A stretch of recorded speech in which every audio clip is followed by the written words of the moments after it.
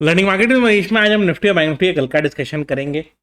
3 दिन बाद market open हो रहा है, तो एज ए ट्रेडर ये 3 दिन आपने क्या किया कमेंट सेक्शन में जरूर बताइएगा। कुछ लोग कमेंट करेंगे सर क्रिप्टो ट्रेडिंग करी और यही 2 दिन क्रिप्टो में कोई मूवमेंट नहीं हुआ। तो फ्राइडे गुड फ्राइडे के कारण यूएस में नहीं हुआ। अब काफ़ी लोगों को ये पता भी नहीं होगा good Friday is not a good day, it is a bad day. तो वहां भी मार्केट्स बंद थे, फ्राइडे भी मूवमेंट नहीं हुआ, सैटरडे भी मूवमेंट नहीं हुआ, संडे भी सुबह से अभी तक नाम का मूवमेंट हुआ है। मतलब उसमें ऐसा कुछ नहीं है कि किसी का कुछ पैसा बन जाए, वैसा कोई मूवमेंट हुआ नहीं है। कर क्या सकते हैं? कुछ नहीं कर सकते। कल रात से यूएस मीडिया में एक रूमर आने लगा, ट्रम्प मर गया, Trump has been airlifted to Walter Reed hospital and all. मतलब कि बेसिकली उसको हॉस्पिटलाइज किया गया, फिर रूमर्स आया कि is dead and all that. क्योंकि कभी कभी इंसान को ना इतना भी सुपर एक्टिव नहीं होना चाहिए। क्योंकि लास्ट 2-3 दिन से उन्होंने उसने कोई ट्वीट नहीं किया था, उन्होंने बोलने जा रहा था मैं, बट अब रिस्पेक्ट देने का मन नहीं करता है। देखो समहाउ नहीं निकलता है अंदर से। मोदी जी के लिए फिर भी मोदी जी निकल जाता है, ठीक है, लेकिन इसके लिए नहीं निकलता है। भले मैं एंटी बीजेपी हूँ, एंटी मोदी हूँ एंड ऑल दैट, बट फिर भी मोदी जी के लिए मोदी जी निकल जाता है, इसके लिए नहीं निकल रहा है। इतना ये खराब इंसान है, क्या कर सकते हैं कि चाह के भी उसके लिए आप अच्छा नहीं बोल सकते। हाँ, हाउएवर इंडिया में काफ़ी लोग हैं जो लोग उसको भगवान मान के उसका पूजा भी करते हैं, जय Donald Baba and all that भी करते हैं। बट ठीक है, वो उनका चॉइस है, ये मेरा चॉइस है। नाउ ये वीडियो मैं जस्ट रिकॉर्ड करना स्टार्ट कर रहा था एंड फिर मैंने पॉज किया क्योंकि 2-3 उधर से स्टेटमेंट्स आ गए। एंड ट्रूथ सोशल पे, जो कि मतलब पूरे दुनिया में ट्रूथ सोशल लगता है एक ही आदमी यूज करता है, वो ये है ट्रम्प, एंड इसको फॉलो करने के लिए बाकी लोग को यूज करना पड़ता है। तो ये ट्रूथ सोशल पे इसने क्या लिखा, और जबकि इसकी खुद की कंपनी है ट्रूथ सोशल, ठीक है, ट्विटर का राइवल के हिसाब से इसने लॉन्च किया था जब ट्विटर से इसको बैन कर दिया गया था तब। तो इसने उस पर लिखा है अभी जस्ट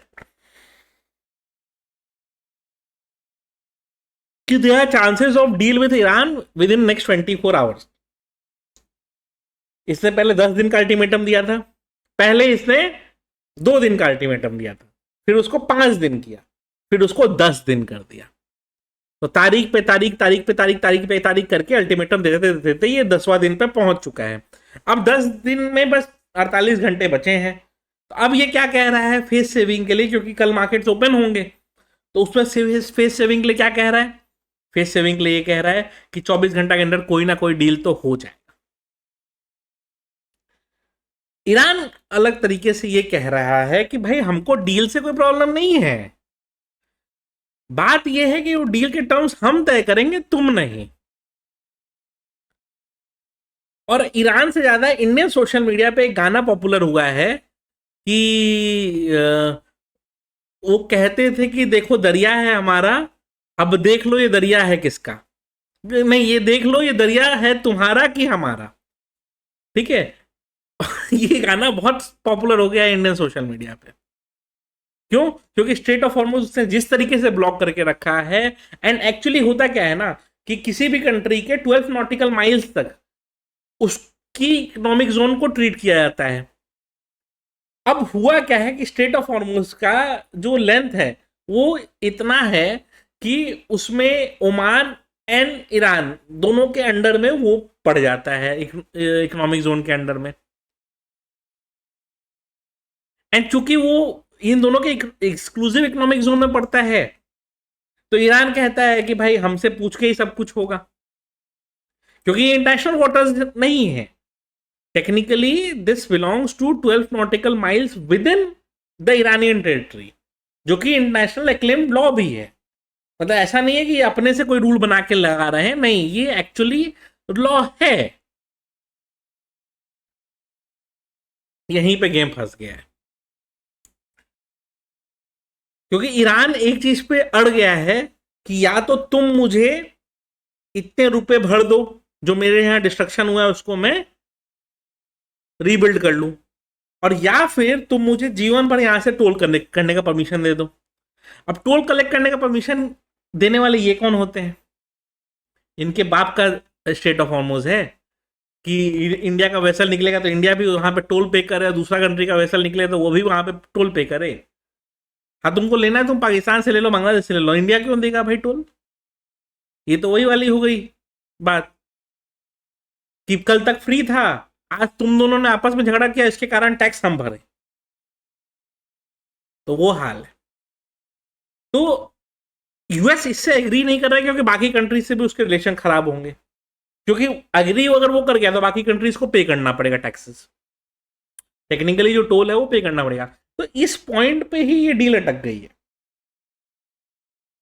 और लॉजिकली अटकनी भी चाहिए। कोई सेंस है इस बात का, बताइए? मतलब कोई हिसाब से ये सेंस बनाता है कि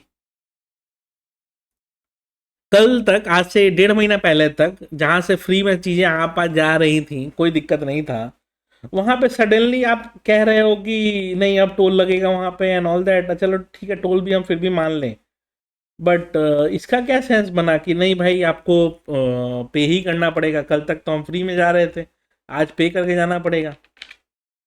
तो किसी को कोई सेंस नहीं बनाता ये, तो इसीलिए सब लोग दुखी हैं एंड इसीलिए ये डील नहीं हो पा रही है। ईरान ने यहां तक कहा कि अगर तुमको हमसे बैठ के बात करना है तो ठीक है, हम इस्लामाबाद आ जाते हैं, हमसे बैठ के बात कर लो, बट डील का टर्म्स हमारा होगा, तुम्हारा नहीं। यूएस वो मानने को रेडी नहीं है। In the mean time US ने रफली 50,000 ट्रूप्स, 5,000 मेरीन्स, जो मदर ऑफ ऑल बॉम्ब, जो उनका 1,300 टन वाला बॉम्ब है एंड ऑल दैट, सबका सब डिप्लॉय कर दिया है मिडिल ईस्ट में। यूके में उनके हाई फाई जितने फाइटर जेट्स हैं वो उन्होंने डिप्लॉय करके रख दिए हैं। एंड रोज ये बम गिरा रहे हैं, कल उनका एक ब्रिज तोड़ दिया, कल कुछ तोड़ रहे हैं, कल कुछ तोड़ रहे हैं, और उसके बाद कह रहे हैं कि तुम नेगोशिएट नहीं कर रहे हो। तो ऐसे नेगोशिएशन नहीं होता है। जब इंडिया पाकिस्तान का भी वॉर चल रहा था, आप लोगों ने नोटिस किया होगा, तो इंडिया ने पहले उन पर अटैक किया। अटैक क्या किया? बेसिकली टेररिस्ट लोग को मार दिया। अब वो टेररिस्ट उनके बाप निकले पाकिस्तानियों के, तो बाप का बदला लेने के लिए वो आए हमारे यहाँ की हीरो बन के जाएंगे। ठीक है, तो उन्होंने छुटपुट put put put put put put 2,000 1,500 शादी वाले ड्रोन भेज दिए। ठीक है, चलो, इनको जब गुस्सा आया फिर इन्होंने क्या किया, गए उनके सारे एयरफील्ड्स को, मतलब 11 या 12 रनवेज को इन्होंने डैमेज कर दिया, including there one of the nuclear site, जो ये कहते हैं कि हमें नहीं पता था वहां न्यूक्लियर साइट है। तो आप अगर किसी से कोई चीज नेगोशिएट करना चाहते हो ना, तो पहले वेट करते हो। तो इंडिया ने भी यही किया, वो कर दिया, उसके बाद उन्होंने वेट किया। तब वो रोते रोते अमेरिका के पास गया, अमेरिका ने फिर बोला कि ठीक है मैं बोलता हूँ सीज फायर, तो अमेरिका ने सीज फायर करा दिया। तो बेसिकली कहीं पे तो रुकना पड़ेगा, तभी कोई भी चीज रुकेगी। अब आप उधर से बम गिराए जा रहे हो और इधर से कहोगे सीज फायर, कोई करेगा? वही हो नहीं रहा है। एंड उसके बाद जब 2-3 दिन तक इसने पागलपन में कोई ट्वीट नहीं किया, तो लोगों को क्या लगा? ये गया। यूएस का सोशल मीडिया हमारे से ज्यादा खराब है, ये मेरे को समझ में आ गया। ये रूमर ऐसा फैलाया उन लोगों ने, व्हाइट हाउस ने डिनाई कर दिया, फिर अभी थोड़े देर जस्ट पहले ट्रम्प का ट्वीट भी आ गया। हाउएवर, ये तो धीरे धीरे सब लोग समझ गए हैं कि इसका दिमाग अब काम नहीं कर रहा है ठीक से, ये कुछ भी डिसीजन ले रहा है। और मोस्ट लाइकली चांसेस ये है कि ये पपेट बना हुआ है 2-4 लोगों का, जो लोग इसको या तो मिसगाइड कर रहे हैं या कुछ कर रहे हैं, क्योंकि कोई एंगल नहीं था कि, मतलब ये कभी प्रेसिडेंट्स ऐसे हैं नहीं हिस्टोरिकल, जहां पे आप जाके किसी कंट्री के प्रेसिडेंट को उठा लो, किसी कंट्री में उसके पूरी वो उसको ही खत्म कर दो, रिजीम को ही खत्म कर दो। ऐसा कभी हुआ नहीं है, मतलब हिस्टोरिकल प्रेसिडेंट्स ऐसे हैं नहीं, एग्जिस्ट नहीं करते हैं। किसी ने तो इसको मिसगाइड करा है। एंड उसी का दिक्कत ये हो गया है कि आज पूरी दुनिया इकोनॉमिक इश्यूज पे बैठी हुई है। स्पेशली एक कंट्री लाइक इंडिया, जहां हमारा पूरा एनर्जी का मेजर बास्केट इंपोर्ट है। अगर हम टोटल एनर्जी बास्केट निकालें इंडिया का, उसका मेजोरिटी इंपोर्ट है। हम जैसी कंट्रीज को दिक्कत हो गया, चलो ठीक है, हमारे पास बहुत सारे सोर्सेज, हम यहां से मंगा लेंगे, वहां से मंगा लेंगे, सब जगह से मंगा लेंगे। पॉइंट वो नहीं है। पॉइंट ये है कि हम डिपेंडेंट हैं। मंगा तो लेंगे, क्या वो सस्ता आएगा? कल ही एक आर्टिकल आया है, ठीक है, रुकिए एक सेकंड, मैं मतलब पढ़ के दिखाता हूं आपको, स्क्रीन पे एक बार लेके चलता हूं आपको।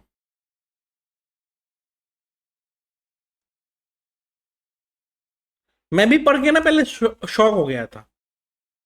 यहाँ लिखा है 160। फिर मैंने ये संडे गार्डियन वाला मैंने आर्टिकल खोला, कि मेरे को डाउट हुआ कि क्या चक्कर है, ऐसा होना तो नहीं चाहिए। 160 रुपीज कहां से आ गया लीटर? फिर मेरे को समझ में आया कि एक्चुअली में जो पेट्रोल पंप पे आपको और हमको जो मिलता है, दैट इज डिफरेंट। एंड जो कमर्शियली अवेलेबल चीजें हैं, जो कंपनीज को मिलती हैं एंड ऑल दैट, उनके रेट्स अलग चलते हैं, एंड उनके रेट में अभी एक्सपोनेंशियल इंक्रीज है। प्लस अगर आप XP100 जो कि नॉन एथनॉल वाला पेट्रोल अगर आप भराना चाहो, तो नॉन एथनॉल वाला पेट्रोल भी अराउंड 160 रुपीज का आने लगा है। अब देखिए ये आर्टिकल क्या कहता है। और फिर मैंने ना, एक मेरा फ्रेंड है, उसके पास एक सुपर बाइक है, तो वो ना एथनॉल वाला पेट्रोल डीजल नहीं डलवाता है, वो XP100 ही डलवाता है, ठीक है। तो मैंने उससे पूछा कि भाई तेरा वो स्पेशल पेट्रोल का क्या दाम चल रहा है? तो बोला वो 100, मतलब कैलकाटा में शायद 165 या समथिंग का, उसने मेरे को 3 या 4 दिन पहले का बताया। मैं दिमाग हिल गया। अब होता क्या है कि यही पेट्रोल +20% एथनॉल होता है, और एथनॉल और पेट्रोल का एक्चुअल रेट ऑलमोस्ट सिमिलर चलता है, एथनॉल थोड़ा महंगा भी हो सकता है, ठीक है। उसके कारण हमको फाइनल फ्यूल प्राइस मिलता है। तो अब मान लो एथनॉल का रेट अगर सेम भी रह गया और पेट्रोल का प्राइस अगर हाई लगा है, और petrol is 80% of the total amount, तो जब हम बात कर रहे हैं पोस्ट इलेक्शन, तो हमको तो 25 से 30 रुपया बढ़ता हुआ दिखाई दे सकता है। ये देखिए हाई ऑक्टेन वाला जो होता है 160 रुपीज। मेरा दिमाग हिल गया कि क्या मजाक है कि इतना हाई। बट ठीक है, कोई उपाय नहीं है। तो उसके बाद क्या हुआ कि अगर वो 130 140 रुपए जाता है ना, तो इंडिया का जो मेजर ड्राइविंग फैक्टर है, अच्छा पेट्रोल महंगा होगा तो डीजल भी महंगा होगा। Who will bear this cost? Point is, actual में who will bear this cost? क्योंकि ये तो बच के निकल जाएंगे, इनको तो कोई फर्क नहीं पड़ता। ये तो कह देंगे भाई कि हम क्या कर रहे हैं, टेम्पररी प्रॉब्लम है। बट टेम्पररी प्रॉब्लम नहीं होता है, एक बार कोई चीज़ों के दाम बढ़ जाते हैं ना, तो दोबारा वो दाम नहीं आता है। मैंने सेक्टर वाइज जो वीडियो बनाई है उसमें ये चीज़ समझाया है कि कैसे चीज़ों का असर चेंज हो जाता है। आपको मैं एग्जांपल दूंगा। मैं मेरे घर में मेरे को एक छोटा सा काम करवाना था इन्विजुअल ग्रिल का, ठीक है। तो मेरे कुछ फ्लैट्स हैं, उसमें मैंने पहले करवाया था, तो घर पे इस बार मेरे को करवाना था, तो मैंने उन्हीं मिस्त्रियों को बुलाया। पहले का जमाना एक था, आज से 2 साल 5 साल 7 साल पहले जब मिस्त्री लोग आते थे, तो पता है वो कैसे आते थे? हाथ में झोला लटकाते हुए, ट्रेन में, बस में, ई रिक्शा में धक्का खाते हुए आते थे। आजकल के मिस्त्री लोग रैपिडो में बैठ के आए हैं। ये मिस्त्री भी उस लेवल के पहुंच चुके हैं, आप इमेजिन करो। तो इंडिया का कंजम्पशन बहुत शार्पली ग्रो कर रहा है। उस ग्रोथ का हिंड्रेंस ये सब ना हो जाए, क्योंकि इकोनॉमिक साइकिल स्लो चल रही है, खराब चल रही है, जैसी भी चल रही है, चल रही है ना, उस पर पॉज नहीं लगना चाहिए। ऑलरेडी पॉज के साइंस मिलने लगे हैं। गुजरात से मेरे जितने भी फ्रेंड्स हैं, जिनके पास मतलब कोई का डायमंड का है, डायमंड वाले तो ऐसे ही परेशान है बहुत दिन से, गारमेंट्स वाले भी दिक्कत में चल रहे हैं, और टाइल्स वगैरह का तो आपने सुन ही लिया होगा, तो मुझे अलग से क्या बताना है। दिल्ली से लेबर वगैरह का माइग्रेशन हो रहा है, हर जगह से हो रहा है। तो कुछ तो इशू है। इसके कारण क्या होता है ना कि ऐसे कंट्री हमारे लिए खराब है। अब कुछ लोगों को लगेगा कि नहीं ठीक है, ईरान मुस्लिम कंट्री है ना, उसको मार रहा है यूएस, तो अच्छा बात है। पॉइंट ये समझो कि खाली इस पॉइंट ऑफ व्यू से नहीं सोचना चाहिए ना, ये सोचना चाहिए कि इंडिया के लिए क्या अच्छा है। इंडिया के लिए ये अच्छा है कि इंडिया का रिलेशन ऑयल प्रोड्यूसिंग कंट्रीज के संग अच्छा रहे, स्पेशली ईरान, रशिया, जो हमें सालों साल से सपोर्ट करते आए हैं। सिर्फ यूएस के 4 दिन के चांदनी के लिए हम अपना खराब कर लें उन कंट्रीज के संग जिन्होंने हमारे लिए अच्छा किया है। ठीक है, और एक चीज मैं और बता दूं आपको, आप लोग दुनिया में कम घूमे हैं इसलिए आपको ना मुस्लिम से इतना हेटरेट है। ठीक है, आप मलेशिया चले जाओ, 90% पॉपुलेशन मुस्लिम है। 90 नहीं होगी तो 80 होगी, लेकिन है मुस्लिम पॉपुलेशन अच्छी खासी। आप यूएई, दुबई का सब देखते ही हो। आप कजाकिस्तान चले जाओ, उज्बेकिस्तान चले जाओ, ये सब मुस्लिम पॉपुलेशन है। हमारे लिए प्रॉब्लम क्या हो गया है कि हम इंडिया को देखते हैं एंड उसके हिसाब से जज करते हैं। बट इंडिया में गरीबी एक बहुत बड़ा फैक्टर है। जहां पे पैसा है ना, वहां पे रिलीजन की फाइट नहीं है। डिफरेंस ये समझिए कि जहां पे पैसा है वहां फाइट रिलीजन की नहीं होती है। इंडिया में गरीबी बहुत बड़ा फैक्टर है, पॉलिटिशियंस बहुत बड़ा फैक्टर है, इसीलिए ये लड़ाई चलते रहती है, ताकि लोग इसी में उलझे रहें। लोग खाने की बात, नौकरी मांगना और जॉब्स होना, ये सब के डिस्कशन ना करें, लोग बाकी चीजों में उलझे रहें। रियलिटी ये समझिए कि दुनिया ऐसे नहीं चल रही है।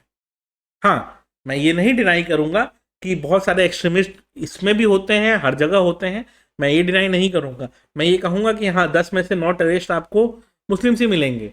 बट वो आपको ये समझना पड़ेगा कि पाकिस्तान एक अकेला कंट्री है जो टेररिज्म का फैक्ट्री है, कि उनका उनके यहाँ एक ही इंडस्ट्री चलती है, और अब बाय डिफॉल्ट उनका रिलीजन मुस्लिम इस्लाम वाला है। तो उसके कारण बाकी सबको खराब मत बना दो। हाँ ठीक है, अब काफी लोग मेरे को गाली लिखेंगे कि सर चेक कर लो आपका भी खतना तो नहीं हो गया है, ये नहीं हो गया है, वो नहीं हो गया है, एंड ऑल दैट लोग लिखेंगे, क्योंकि लोगों का ना माइंडसेट ही नहीं ब्रॉड है।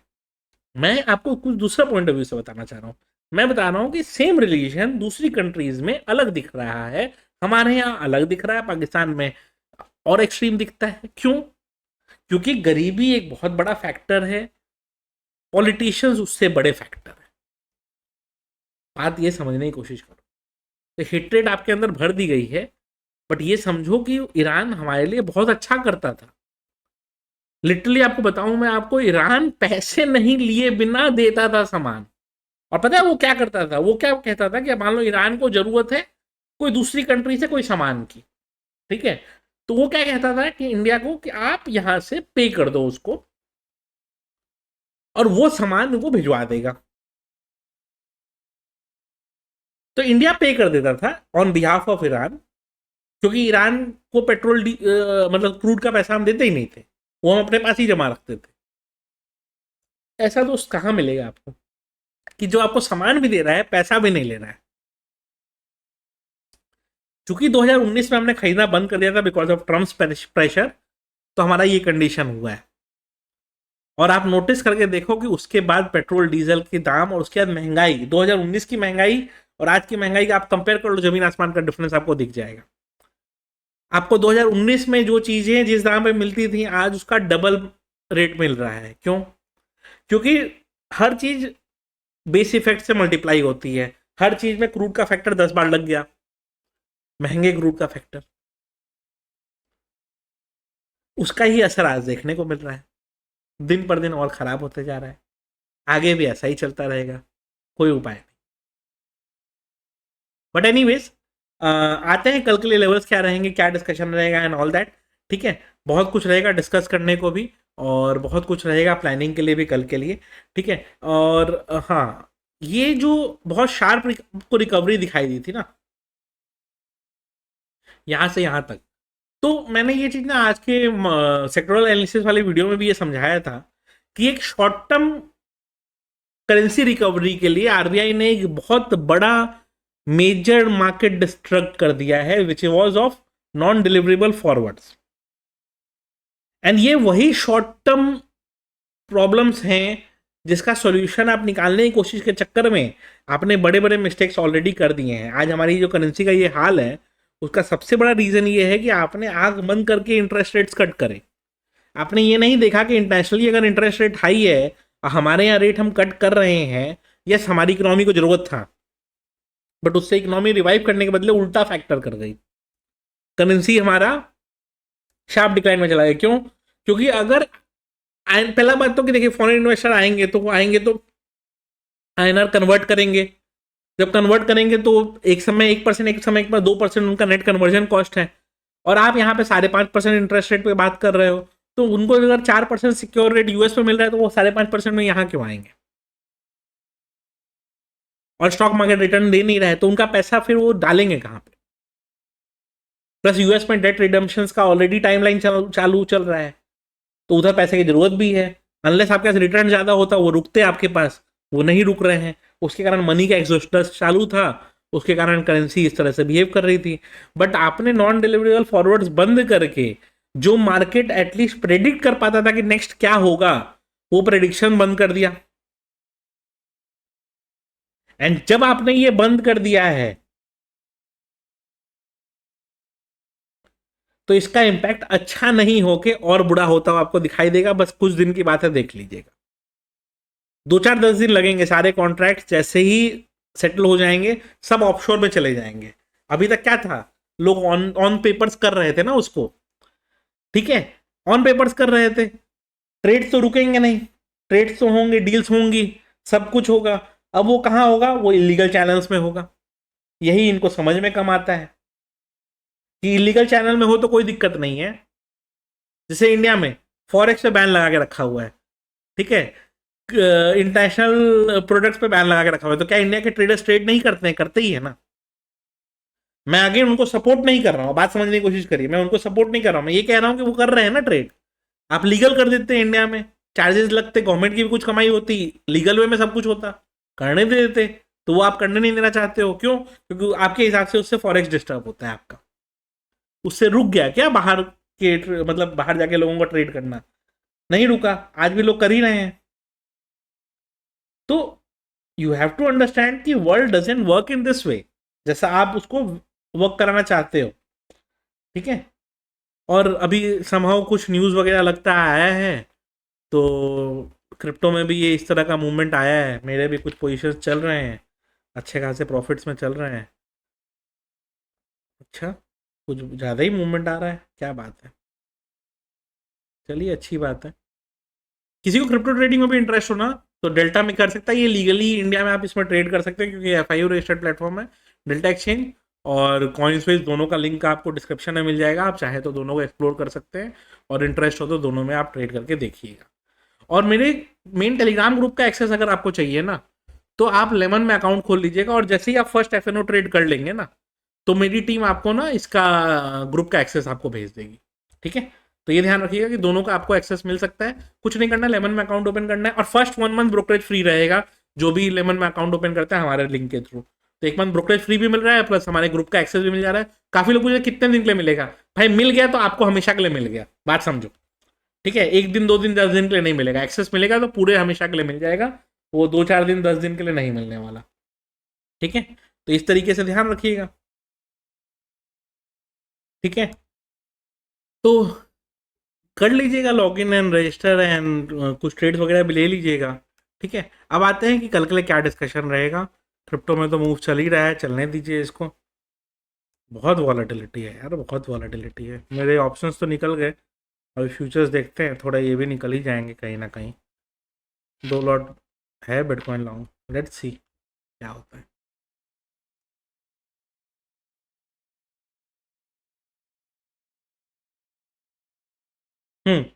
तो ये रिकवरी बहुत शार्प हुई थी, वो एनडीएफ फ्यूचर्स के कारण, ठीक है। अब ये एनडीएफ फ्यूचर्स का जो मैटर है ना, इसके ना लॉन्ग टर्म इम्पैक्ट बहुत बुरे हैं, देखते हैं क्या होता है। 22,750 का लेवल मार्क करके रखिएगा। 22,750 के ऊपर मार्केट निकलता है तो 22,900 तक का डोर ओपन है, 150 पॉइंट का डोर ओपन है। करंट मार्केट जो गिफ्ट निफ्टी दिखा रहा है वो डाउन का है, लेकिन ये ध्यान रखिए कि अभी क्रिप्टो मार्केट बूम किए हैं, तो हो सकता है कल गिफ्ट निफ्टी पॉजिटिव खोले। तो 22,900 के पास अगर खुल गया ना तो एक बार वेट एंड वॉच करिएगा। अगर 22,900 के ऊपर टिकने लगा तो 23,080 की तरफ बढ़ सकता है। बट अगर 22,900 के ऊपर खुल के वहां से 22,900 के नीचे तोड़ता है, वापस से डिप चालू हो जाएगा। डाउन साइड में 22,650 के नीचे इजी मूव है, तो ध्यान रखिए कि कहाँ ओपन होता है। और लाइव मार्केट में जब ओपन होगा तो अकॉर्डिंगली जैसे हम जब डिस्कस करते हैं ना, तो वैसे ही इसमें भी डिस्कस कर लेंगे। ठीक है, कि लाइव मार्केट में क्या हिसाब किताब चल रहा है उसके हिसाब से डिस्कस कर लेंगे। अगर कुछ सही बैठेगा तो उससे आप देख लीजिएगा आप। इसके ऑप्शन चेन को अगर मैं दिखाऊं आपको, तो ऑप्शन चेन आपको क्या बताएगा कि प्रीमियम्स बहुत हाई है, 200 पॉइंट्स इस तरह से प्रीमियम है। एंड इस प्रीमियम में भी ओआई बहुत स्ट्रांग है। ठीक है, अगर आप 22,800 पे देखें 26 लाख कॉन्ट्रैक्ट का ओआई, और ये सब कैरी फॉरवर्ड वाले हैं, स्ट्रॉन्ग ओआई कैरी फॉरवर्ड कर गए हैं। पुट में 22,800 पे डेफिनेटली ओआई है, और 22,700 पे भी अच्छी खासी ओआई है। अब क्या होगा, 650 के नीचे अगर मार्केट तोड़ता है ना किसी कारण से, तो फिर ये पुट राइटर्स थोड़ा सा पैनिक में आएंगे, क्योंकि प्रीमियम हाई है और ये डिक्लेयर करते हुए दिखाई दे नहीं रहे हैं। तो उसका एक दिक्कत आपको दिखेगा। उसके कारण क्या होगा, मूवमेंट वगैरह में थोड़ी सी अनसर्टेनिटी आ सकती है। उसके हिसाब से प्लान करिएगा, प्ले करिएगा। ये हुआ। निफ्टी बैंक में आते हैं। निफ्टी बैंक क्या ध्यान रखना है, ये भी सबसे शार्प रिकवर किया था, क्योंकि बैंकिंग पे ही उसका ज़्यादा असर है। 51,400 का लेवल नीचे में जब तक नहीं तोड़ता है शॉर्ट मत करिएगा। 51,400 के नीचे मार्केट टूटेगा तो आपको एक वीकनेस दिखाई दे सकता है, जो कि इसको आपको 51,000 तक, एंड फिर उसके नीचे टूटा तो 50,600 तक लेके जा सकता है। अपसाइड में 51,800 का लेवल मार्क करके रखिएगा। 51,800 के ऊपर अगर मार्केट निकलता है तो ही कोई बुलिश व्यू लीजिए। मार्केट उसके बीच में है, अभी 51,550 के पास है, दूर का रेंज है दोनों में। लेकिन मार्केट या तो गैप अप खुलने वाला है, गैप डाउन खुलने वाला है, प्लेन तो खुलने वाला है नहीं। ठीक है, तो 51,800 51,400 ये रेंज के बाहर ही अपॉर्चुनिटी सर्च करिएगा। प्लस इसका ऑप्शन चेन अभी नया नया बिल्ड हो रहा है। ठीक है, तो अभी चूंकि ऑप्शन चेन नया नया बिल्ड हो, देखिए 1700 1800 ये सब प्रीमियम्स है, तो कोई भी ऑप्शन बाइंग के थ्रू प्ले करना ऑलमोस्ट इम्पॉसिबल बना के रख दिया मार्केट ने खुद ही। तो अब कहां से होगा, फिर कहीं ना कहीं से तो होगा ट्रेडिंग उसका। तो वही उसमें मेन चैलेंज आ रहा है। ठीक है, और बाकी सेक्टर्स का तो इसी तरह से है ही। मिड कैप का, सेंसेक्स का, सबका उसी तरह है। कोई अगर सेंसेक्स में ट्रेड करना चाहता है तो वो देख सकता है। ठीक है, वो मार्क करके रखेगा 73,600 का लेवल ऊपर में। 73,600 के ऊपर निकलता है 74,000 की तरफ इजी मार्केट मूव कर सकता है। डाउन साइड में 73,000 टूटने का वेट करिए। जब तक नहीं टूटे कोई बहुत बड़ा शॉर्ट साइड का trade I don't think so available है। ठीक है, तो या तो 73,600 ऊपर तोड़े या 73,000 नीचे तोड़े। अब मैं इतने बड़े रेंज इसलिए दे रहा हूँ क्योंकि मार्केट्स या तो बहुत बड़े गैप अप में खुलेंगे या गैप डाउन में खुलेंगे। अकॉर्डिंगली आपको प्लान एंड प्ले करना होगा। अगेन, लेमन का लिंक, डेल्टा का लिंक, कॉइन स्विच का लिंक सब डिस्क्रिप्शन में चेक कर लीजिएगा। और अभी तो कॉइन स्विच में आप ये CL USDT भी ट्रेड कर सकते हैं, विच इज़ एक्चुअली ऑयल। ठीक है, तो अभी तो ऑयल स्टेबल है क्योंकि 2 दिन से कुछ मूवमेंट नहीं है। ठीक है, बट कल तो मूवमेंट देगा ये, या तो लॉन्ग होगा या शॉर्ट होगा, जहां होगा उसी हिसाब से प्लान करेंगे, बट ये मूवमेंट देगा। तो प्ले अगर किसी को ऑयल प्ले करना है उसके लिए देख सकता है। XAU या पैक्सजी देखना है तो वो देख सकता है। पैक्सजी गोल्ड का रेप्लिका है, ये भी मूवमेंट दे सकता है। तो अकॉर्डिंगली प्लान करिए, प्ले करिए, देखिए। वीडियो अच्छी लगी हो तो लाइक जरूर कर दीजिएगा।